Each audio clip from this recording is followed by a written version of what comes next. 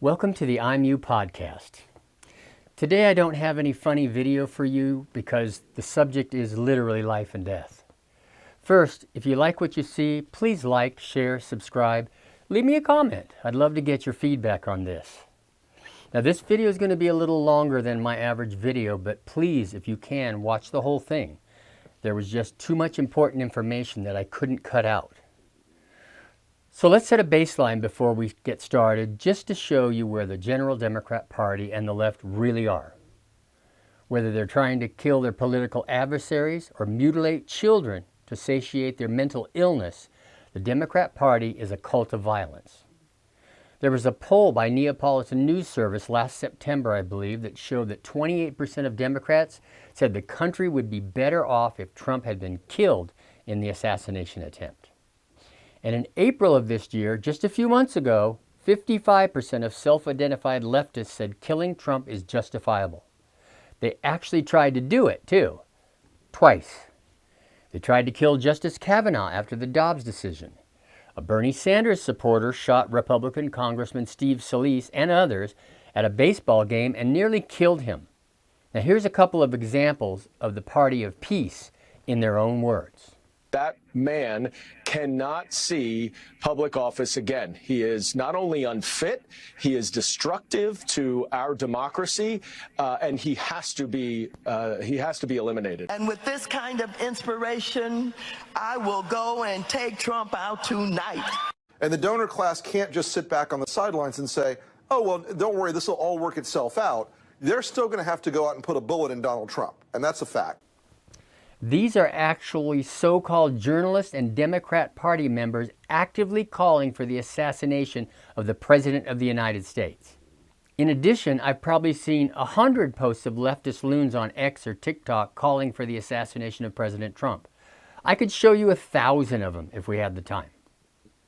Now, if you think you can stomach it, go check out the liberal social media site called Blue Sky. On any given day, it's full of leftists calling for the assassination of Trump. Hundreds, maybe thousands of posts calling to kill the President of the United States every day. Now, as if to put a fine point on what I'm saying, a leftist lunatic killed Charlie Kirk on September 10th. For those who don't know who Charlie is, he's the founder of Turning Point USA. He was a top commentator in the conservative community to bring conservative values to young voters. He concentrated on high school and college-age students to inform them of conservative views. His work with young voters in swing states have been credited with winning President Trump the presidency. He frequently toured college campuses to specifically have debates with students in a live format, whether they agreed with him or disagreed with him, in a calm and respectful way. He even called for people who disagreed with him to come to the front of the line. He was 31 years old. A husband and a father of 2 small children. I guess another lunatic liberal committing the ultimate form of cancel culture decided he couldn't speak anymore and shot him in the neck, canceling him permanently. Now this isn't just some random crazy guy walking up to him and shooting him. This was a premeditated, planned attack. He was shot from over 200 yards away with a high-powered sniper rifle. He did not survive. And right now on Blue Sky, which is, as I mentioned, the big liberal social media platform, almost every post is celebrating the death of Charlie Kirk. I'll be doing a separate podcast on this soon. Now keep in mind, these are the people who constantly tell you that they're morally better than you, that they are empathetic.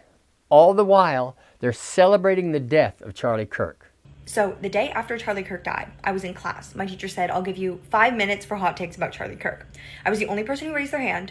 I said, I've been saying we need to bring back political assassinations. I don't feel bad, and I don't think that everyone deserves the right to free speech. I think some people should be afraid to express their opinion in public. Fuck Charlie Kirk. I don't give a shit about him. Even less so that he died.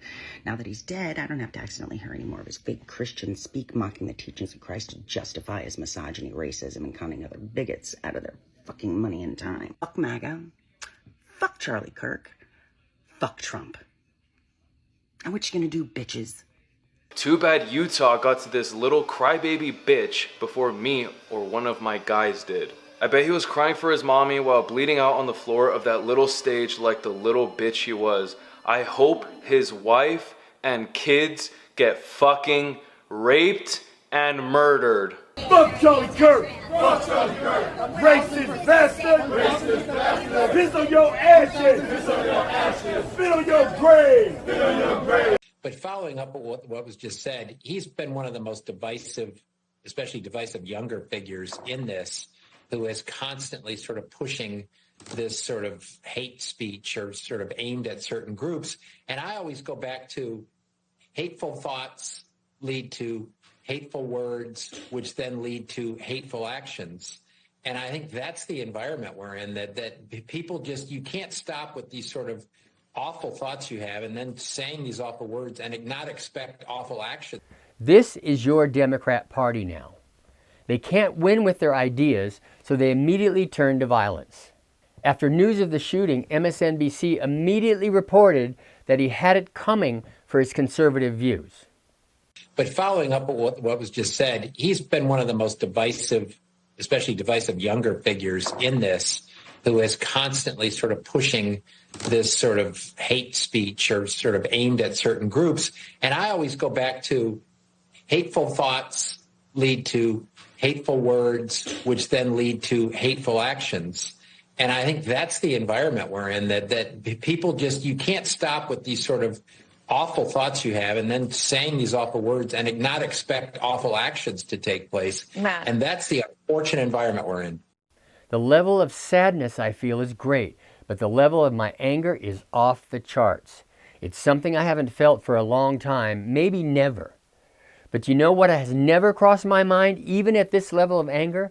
It has never even entered my mind to go kill a Democrat that I disagree with. And Lord knows I vehemently disagree with many Democrats and progressives. Now, I don't know about you.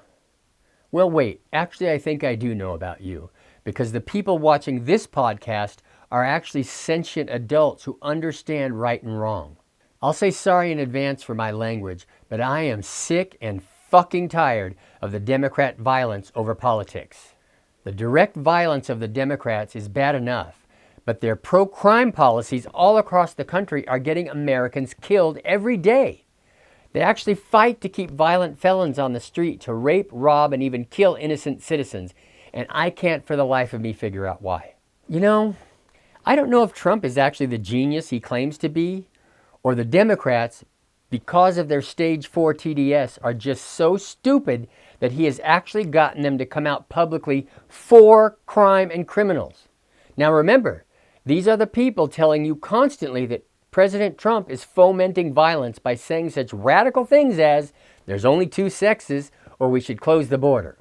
But they will vehemently deny that their rhetoric, calling half the country for the last 10 years racist, misogynist, homophobe, xenophobe, Islamophobe, transphobe, white supremacist, fascist, and Nazis, could possibly influence anyone to violence. Let me ask you tonight, do you think Donald Trump is a fascist? Yes, I do. This is what kicking the shit out of fascism looks like. Try to prevent the spread of the lawlessness and the fascist chaos that's been unleashed against us. So when we say Donald Trump is a fascist, fascism, a huge component of fascism, is uniting racism, bigotry, a form of racist nationalism. We are now living in a fascist dictatorship.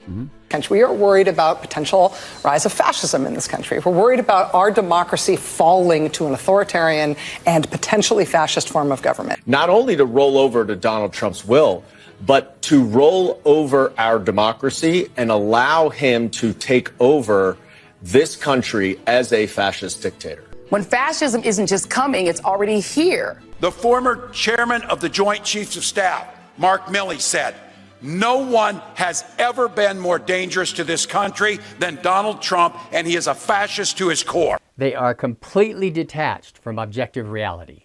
Now again, they are set off by his deploying the National Guard in Washington, D.C. to protect the citizens, which, by the way, are about 92% black. Now, many Democrats, politicians, and media pundits are actually calling him a racist for trying to protect black people. I hate using a well-worn cliche, but in this case, you actually can't make this stuff up. But unfortunately, the Democrats can. Instead of protesting for crime, you think the Democrats would be happy with Trump's progress in D.C. You're always talking about gun control and getting guns off the streets, and that's exactly what Trump has done. They've now removed over 1,000 illegal weapons off the streets of D.C. Why aren't they praising him? I'll tell you why. Because they're hypocrites. They talk a big game about gun control and getting guns off the street, but their prosecutors and judges won't even prosecute gun crimes. In some Democrat cities, they're not allowed to use an enhancement of using a gun in your commission of a crime. The Democrat Party at every level, judges, politicians, academics, nonprofits, is organized around the defense and protection of the criminals and the monsters. The more evil the threat, the more the Democrat Party wants to work to protect and enable it. Think about it. Kilmar Abrego Garcia is a drug trafficker, a human trafficker, a wife beater, and a Tren de Aragua gang member. He also solicited nude pictures from children. And what did the Democrat Party do? Almost to a person, the Democrat politicians, including the Senate and the House, governors, mayors, Democrat political pundits, and the media around the country came to his defense as a poor Maryland dad. Just like any other dad who goes to work every day and runs fentanyl, traffics illegal immigrants, and beats his wife when he gets home. Well, it gets even better. Senator Chris Van Hollen, a Democrat senator from Maryland, flew 3,000 miles to have coffee and cocktails with this guy when he was deported to his own home country. Now, do you know who Chris Van Hollen never called or visited? The mother of Rachel Morin, an actual constituent of his that lives about 30 minutes from his Senate office, who was brutally murdered by another illegal immigrant. What about Luigi Mangione? He literally became a hero to hundreds of thousands of leftists across the country for cold-bloodedly murdering an innocent man by shooting him in the back. You know there are Democrats gathering right now at his courthouse to cheer him on and call for his release? One company just put him on an ad for their clothing line. Now, they were quickly forced to take it down, but that was no accident.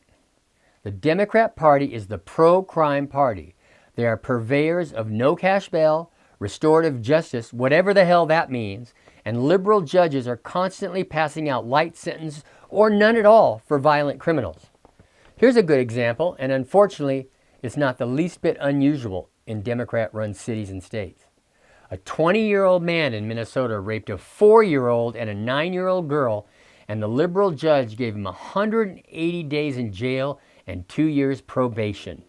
He raped a 4-year-old little girl and a 9-year-old little girl. It actually gets worse than that, if you can believe it. If he completes his 2 years of probation without any more infractions, his records will be wiped clean as if he had never done anything. Not enough yet? How about this? He doesn't even have to register as a sex offender after raping 2 little girls. Is it any surprise that the top 10 cities with the most violent crime are all controlled by Democrats, and 19 of the top 20 worst cities for crime in America are run by Democrats? Also, an article just came out in the New York Post. It shows that 63 career criminals are responsible for 5,000 crimes in New York City. Now think about that. 63 people out of 8 million who have been arrested or convicted an average of 7 times are committing 5,000 crimes. And to no one's surprise, only 5 of them are in jail. Most of them are still on the street. In Washington, D.C., completely run by Democrats, the average homicide suspect has had 11 prior arrests. The average sane person would say, let's go arrest these 63 people and put them in prison. But not the Democrats. ICE arrested a convicted sex offender from Kenya in Minnesota, and a federal judge, here we go again, blocked his deportation, and the Minnesota state government hired him in their education department, making 6 figures. Wilson Tindy, a Kenyan national, was convicted of sexually assaulting a sleeping woman in the Twin Cities after breaking into her home. Tindy pled guilty to the crime 9 years ago. A judge ordered his removal from the United States. But a federal judge ultimately ruled that Tindy's removal was not warranted. Tindy spent 18 months in ICE custody and then landed taxpayer-funded positions at 2 separate Minnesota state agencies. The tragic murder of Iryna Zarutska, the young Ukrainian woman in North Carolina, unfortunately illustrates this best. She was just going home from her job at the pizza parlor on the public transit, and a man behind her, with 14 prior arrests and convictions, out of the blue, stood up and stabbed her in the neck 3 times, killing her. She fled Ukraine to escape getting killed by Vladimir Putin in a war to come to the U.S. for safety, and she was killed in Charlotte, North Carolina, by another career criminal. The despicable mayor of that city's initial response to her brutal random murder was that we have to have empathy for our mentally ill and homeless. She never even mentioned the name of the victim. She also thanked the media for suppressing the video because she didn't want to stoke racism, and her pals in the legacy media are still saying that race wasn't involved. Even though the suspect himself, DeCarlo Brown, said on video, "I got that white girl." What? This poor girl was killed directly because of Democrat policies. The same mayor, as well as many Democrat politicians online and news personalities, actually said you can't incarcerate your way to safety. Wrong! You can absolutely 100% incarcerate yourself to safety. The more of these scumbags you put in jail, the less they're out to harm or kill innocent citizens. Only a liberal could make such a stupid statement like that. And many of them do on a regular basis. The average 10-year-old knows that, but the Democrat Party doesn't seem to.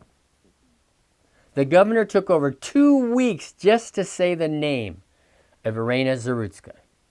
And here's the initial coverage from our so-called mainstream media. Check this out. The murder occurred on August 22nd, and excluding Fox, of course, those outlets didn't even start reporting it until a few days ago. And even when they started to cover it, outlets like Axios published a story as stabbing video fuels MAGA crime message. So basically, yet another Republican pounce story, instead of the actual crime. What is wrong with these people? CNN published a report after 2 weeks stating that it has inspired a debate on crime. I'm sorry, CNN, that debate is over. You and all the media hacks just like you haven't realized it yet. ABC and NBC on Sunday still had 0 seconds of coverage of the crime. On Monday, CBS doesn't have a Sunday show, had 0 seconds of coverage on the crime. Be honest, and I don't really need to say this, but I'm going to. Do you think if that was a black woman killed by a white man, it wouldn't be on all of their cable shows, top of the headlines of their newspapers within seconds, and remain there for weeks, months? Of course it would. They'd still be talking about it 10 years from now, like Jacob Blake, Trayvon Martin, and Michael Brown. 3 other criminals that stole the Democrats' hearts. But because of their sick ideology, this particular murder didn't fit their narrative of America being a white supremacist nation. They really have no concern for the facts. Their entire narrative has been that white people are hunting black people every day and trying to keep them down.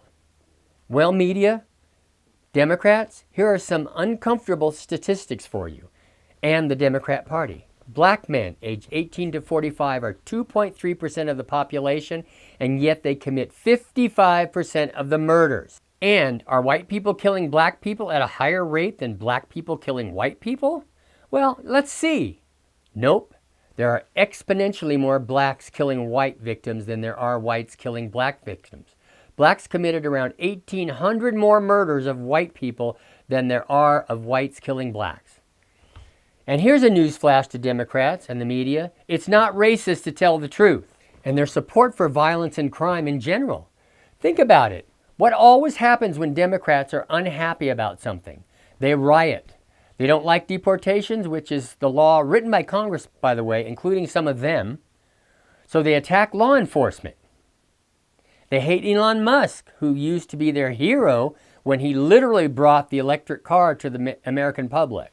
Now, because he supported Trump, they burn Teslas and shoot at Tesla dealerships and even attack individual people with Teslas on the street.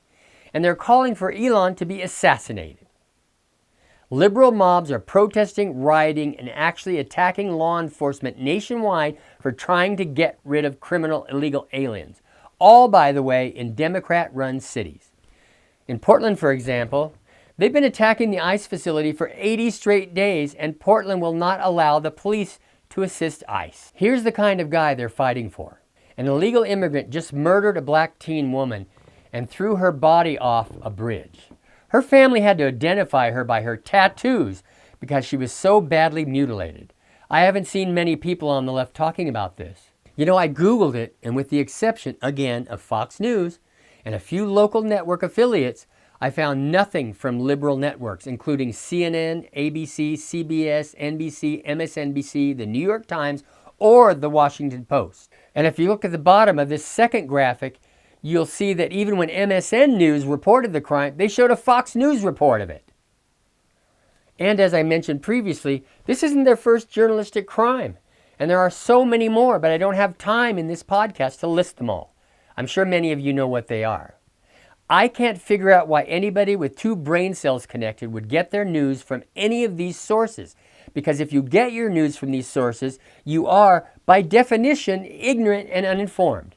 But the Democrats count on that. Also, I can't, for the life of me, understand how any sentient adult can come out for criminals. The only conclusion I can come to is that their Trump derangement syndrome has gotten to the point where if Trump says he doesn't like murderers, rapists, and child molesters, the Democrat Party jumps up and says, hey, let's protect those guys. Democrats consistently talk about white supremacist violence, even going as far as to say the number one threat in the United States is white supremacy. You know what? I Googled white supremacist violence, and I couldn't find anything past the Charlottesville incident, and that is now 8 years old. To any of my liberal subscribers or who are watching my podcast, I would appreciate it if you could send me some of those video clips of conservative mobs throwing rocks and bottles and Molotov cocktails at police. I'm pretty computer savvy, and I haven't really found much of anything about it. But there are thousands of videos, articles, and news reports about leftist violence. Right now, you could pretty much find something every single day showing leftist mobs attacking law enforcement, regular people, and businesses. Now here's something most people don't know. Democrats actually pay protesters to commit violence against law enforcement, politicians, or businesses. They use a company called Crowds on Demand and actually order crowds to protest like you would order DoorDash. Some of these so-called protesters earn between 80 and 105 grand a year just to travel from protest to organize. So after all that, you're probably thinking, wow, that's as bad as it gets. Go back to the fact that Democrat politicians and media personalities are openly calling for the assassination of Donald Trump. They're still going to have to go out and put a bullet in Donald Trump, and that's a fact. He is destructive to our democracy, and he has to be eliminated. And as I also mentioned previously, you can also find thousands of posts on X, TikTok, and Blue Sky of individual liberals calling for the assassination of the president. Some are even calling for the assassination of all conservatives, millions of innocent people. But you know what you never hear them say? Exactly what crime or policy or executive order the president signed that would deserve the ultimate punishment. I've probably watched hundreds of these posts over the last 8 years, and not one post ever explains why he deserves the name Nazi, white supremacist, or racist. Isn't that weird? If you or I were advocating for somebody to get the death penalty, we could easily and immediately tell you why. The person killed 3 people. The person molested young children or raped your wife. This party and these people are truly sick. They truly are the party of violence and crime. And do you know what the Democrats' solution is to all of this? Defund the police. Even eliminate the police. Close prisons. But they never say what they're going to do, if anything, with the people once they release them. That would lead to the average person to think that they're not going to do anything with them. They're just going to let them out on the street to rob, rape, and murder other people. The communist moron Zorhan Mamdani, who's running for mayor of New York City, has, as part of his platform, decriminalizing all misdemeanors, including violent ones, including drunk driving, sexual assault without a weapon, and stealing up to $1,000 worth of merchandise. Then he wants to empty the jails and close them. Here's an actual video of him on a podcast asking, what are jails even for? Thank you. Are prisons obsolete? Whew, coming through with the quotes, coming through with the titles of the books. I have to read that, actually. I haven't read that as yet. But I think that, frankly, I mean, what purpose do they serve? Right? I think we have to ask ourselves that, which is that, you know, I think a lot of people who defend the carceral state, they defend the idea of it and the way it makes them feel. And even with that, the Democrats are lining up behind this guy like lemmings headed for the edge of a cliff. This clown is just 30 years old and has never had a real job in his life, and has openly admitted that he doesn't need to get a job because his mommy and daddy will support him. So of course, he thinks he's got all the answers to all of society's ailments. 30 years old, and he knows it all. Bernie Sanders is actually out there telling Democrats to vote for this kid, and I'm not joking, because he dresses well and has a nice smile. That is now apparently the standard for the Democrat Party.